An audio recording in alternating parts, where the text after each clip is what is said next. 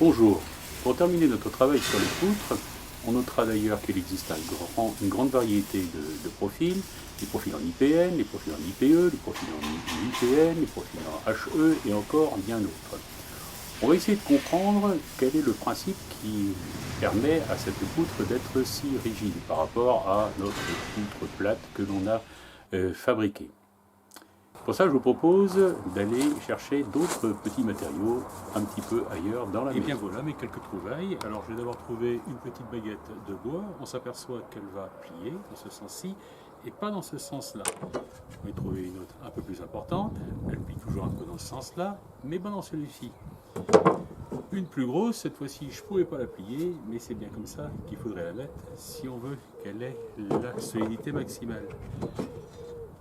Une pièce de fer, la pièce de fer c'est pareil, dans ce sens-là bien à plat, elle va plier, et ici, impossible de le faire. Je vous ai également trouvé un petit morceau d'IPN, je ne vais pas tenter de le plier.